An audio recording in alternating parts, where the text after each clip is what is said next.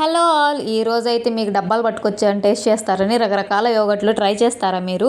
మీరు ఏవేవి యోగర్ట్‌లు తిన్నారో ఒకసారి నాకైతే చెప్పండి. నేనైతే ఎప్పుడు ట్రై చేయలేదు. ఈరోజైతే మా హస్బెండ్ ఒక ప్రయోగం అయితే చేశాడు.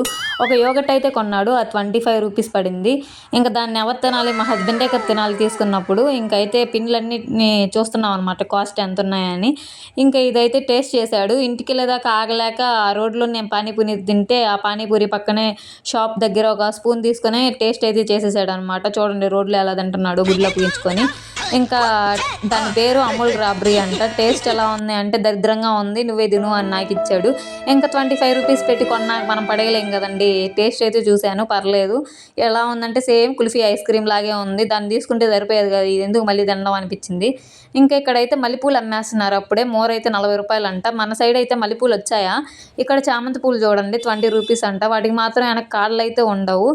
ఏంటో ఇక్కడ అప్పుడే ఎండాకాలం వచ్చేసింది. ఎండ బీభత్సంగా కాసేస్తుంది. మనకి నెల్లూరులో ఏమో చలిగా ఉంటే ఇక్కడేమో ఎండలు దంచేస్తున్నాయి. అప్పుడే ఎండాకాలం వచ్చేసింది.